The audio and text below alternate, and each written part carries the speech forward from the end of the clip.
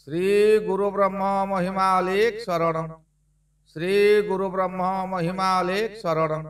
श्री गुरु ब्रह्म महिमालेख शरण।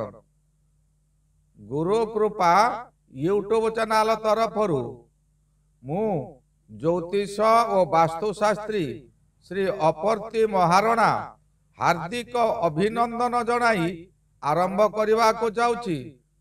2024 मसीहा शेष मास डिसेम्बर मासर 12 गोटी राशि पृथक पृथक राशिफल आपण मानकु विशेष अनुरोध यही चैनल को जेउ माने प्रथम करी आसीछंती से माने गोटे सब्सक्राइब करंतु और पाखरे आसुथिबा बेल आइकन को दबाई दियंतु जहा द्वारा कि आमर जेउ समय रे वीडियो अपलोड हेबो सर्वप्रथमे आपण पाखरे पहुंची पारिबो। आसंतु एबे जानिबा 2024 मसीहा डिसेम्बर मासरे मेष राशि मासिक राशिफल।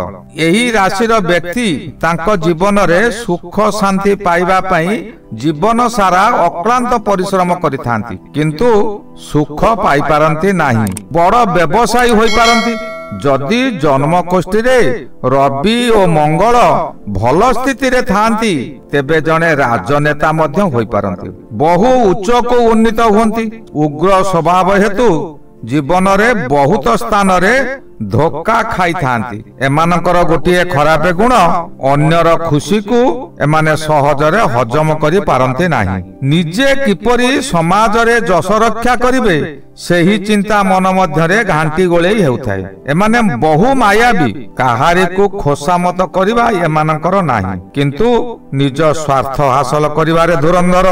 दरकार पड़िले एपरि माया विस्तार करिवे जे अन्य को जना जाउथिबो ये किछि जानी नाही किंतु तांको कार्य हासिल होई गला परे डस्टबिन ले चिरा कागज को पकेला परी आपण को पकई देबे।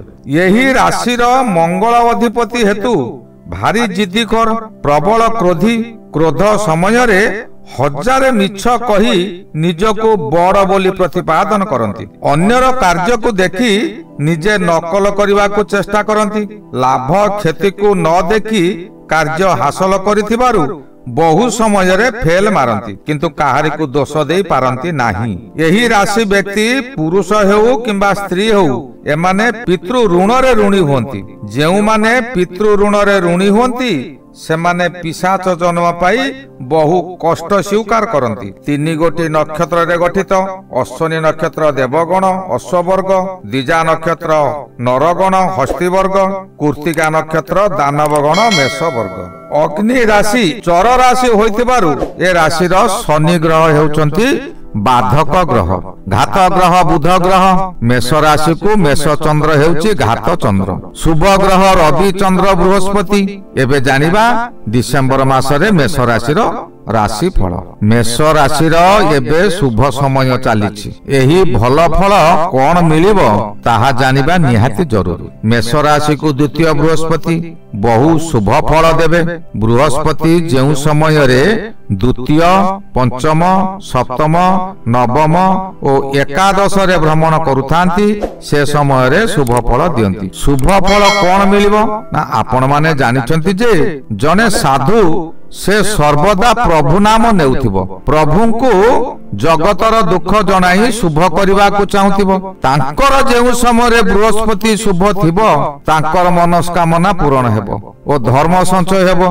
जने व्याध पक्षी पशु शिकार करबा मनस्कामना तार से निश्चित से समय जेउ समय रे घरु बाहरिबो से मध्य प्रभु को जणाइबो आज मते भल शिकारटिए मिलू। जने चोर कहबो आज मते धन रत्न मिली जाऊ। जने सती नारी से चाहिबो मो स्वामी यह काल पर काल देवता भलरे रुहंतु। जने बेश्या चाहिबो मोर आज भल धनी गराख मिलंतु।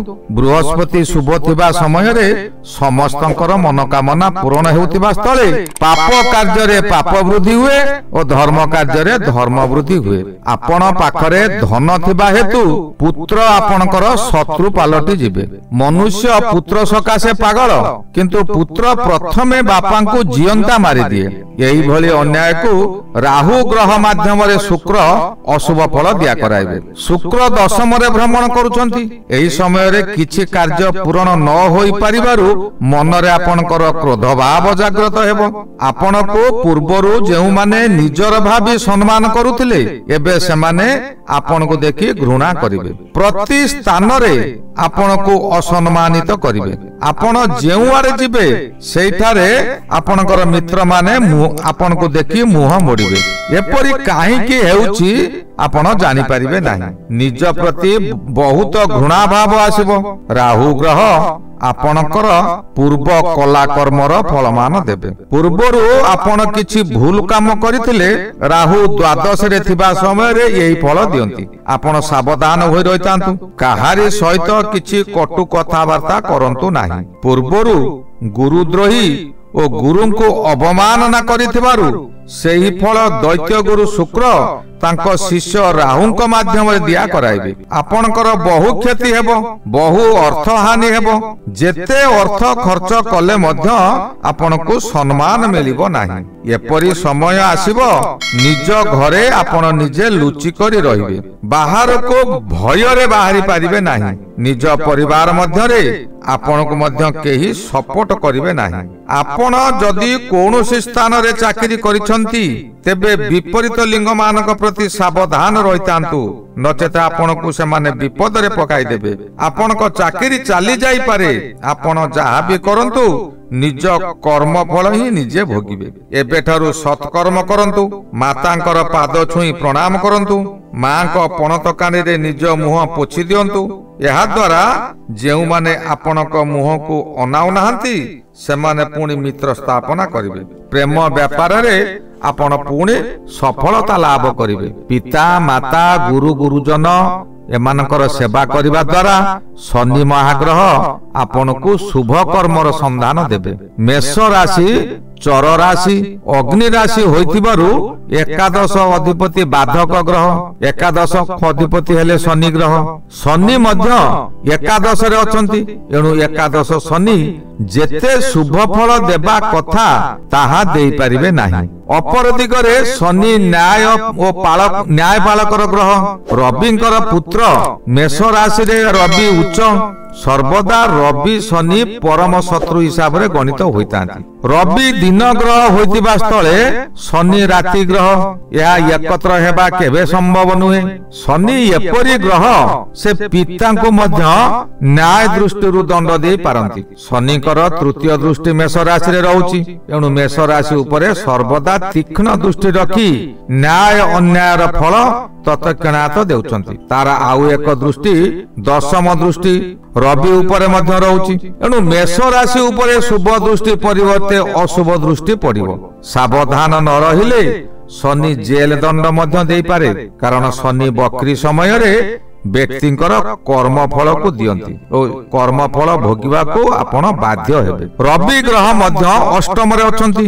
ଏହା ନଭେମ୍ବର 16 ଠାରୁ ଡିସେମ୍ବର 15 ପର୍ଯ୍ୟନ୍ତ ରହିବ। ଏହି ସମୟରେ ଆପଣଙ୍କର ଆଣ୍ଠୁଗଣ୍ଠି ପୀଡ଼ା ହେବ, ଦେହ ଦରଜ ହେବ, ଆପଣ ଦୁର୍ବଳ ହୋଇପଡ଼ିବେ। ଭଲ ଥିବା ସମୟରେ ଜ୍ୱର ହୋଇପାରେ, ପେଟ ରୋଗ ସୃଷ୍ଟି ହେବା ଅସମ୍ଭବ ନୁହେଁ। ମଙ୍ଗଳ ମଧ୍ୟ ଅଶୁଭରେ ଅଛନ୍ତି। ବିଶେଷ କରି ଏହି ସମୟରେ ପେଟ ରୋଗ ହେବ କିମ୍ବା ଠିକ ସମୟରେ ଆପଣ ଖାଇବାକୁ ନ ପାଇବାରୁ ଗ୍ୟାଷ୍ଟ୍ରିକ ରୋଗ ହୋଇପାରେ। ଆପଣଙ୍କର ପେଟ ଓ ଛାତି ଯନ୍ତ୍ରଣା ଭୋଗିବେ। ମଙ୍ଗଳ ଗ୍ରହ ରକ୍ତର ରୋଗ ହୋଇଥିବାରୁ ରକ୍ତପାତ ହୋଇପାରେ କିମ୍ବା ଉଚ୍ଚ ରକ୍ତଚାପ ହୋଇପାରେ। ଏହି ସମୟରେ ସ୍ତ୍ରୀ କିମ୍ବା ମାଙ୍କର ଶରୀର ବହୁତ ଖରାପ ହେବ। ଆପଣ ବହୁତ ଅର୍ଥ ଖର୍ଚ୍ଚ କରିବେ, କିନ୍ତୁ ସେ ଅର୍ଥ ଖର୍ଚ୍ଚରେ କିଛି ମୂଲ୍ୟ ରହିବ ନାହିଁ। ବୁଧ ଗ୍ରହ ବହୁତ ଭଲରେ ଅଛନ୍ତି। ଆପଣ ଏହି ସମୟରେ ମିଠା ମିଠା କଥା କହିବାକୁ ଚେଷ୍ଟା କରନ୍ତୁ। ମିଠା କଥା କହିବା ଦ୍ୱାରା ଜନ ସମାଜକୁ ଆପଣ ଆକୃଷ୍ଟ କରିପାରିବେ। ଏହା ଦ୍ୱାରା ଆପଣଙ୍କର ଅନ୍ୟ ଦୁଷ୍ଟ ଗ୍ରହ ମାନେ ଯେଉଁ ଫଳ ଦେବା କଥା ତାହା ଆପଣଙ୍କର କଥାରେ ଅମୃତ ରହି ତାହା ସେ ବିଷକୁ ହରଣ କରିବେ। ଏହି ମୁହଁରେ ଅମୃତ ଅଛି, ଏହି ମୁହଁରେ ବିଷ ମଧ୍ୟ ଅଛି। ମିଠା ମିଠା କଥା କହିଲେ ତାହା ଅମୃତ କଥା, ଅମୃତ ସମାନ। ଆପଣଙ୍କର ଶତ୍ରୁ ମଧ୍ୟ ନିଜର ହୋଇଯାଇ ପାରନ୍ତି, କିମ୍ବା ଶତ୍ରୁମାନେ ଆଘାତ ଦେବାକୁ ଆସି ଆଘାତ ଦେଇ ନ ପାରି ନୀରବ ହୋଇ ଫେରିଯାଆନ୍ତି। ଜନ ସମାଜକୁ ଆକୃଷ୍ଟ କରିବାକୁ ଆପଣ କେବଳ ସତ୍ ମାର୍ଗରେ ରୁହନ୍ତୁ, ସମସ୍ତଙ୍କ ଦୁଃଖରେ ଦୁଃଖୀ ହୁଅନ୍ତୁ, ସୁଖରେ ସୁଖୀ ହୁଅନ୍ତୁ। ପ୍ରତ୍ୟେକ ଦିନ ପ୍ରାତଃ ସମୟରୁ ଶଯ୍ୟା ତ୍ୟାଗ କରି ପରମ ବ୍ରହ୍ମ ପରମେଶ୍ୱର ଅଲେଖ ପୁରୁଷଙ୍କ ନିକଟରେ ନିଜକୁ ସମର୍ପଣ କରିଦିଅନ୍ତୁ। କୁହନ୍ତୁ, ସମର୍ପି ଦେଲି ପାଇଲ ସର୍ବ, ବୁଝ କି ନ ବୁଝ आहे गुरुदेव। आज एठारे रहिली, परवर्ती वीडियो वृष राशि विषय आलोचना करिबा।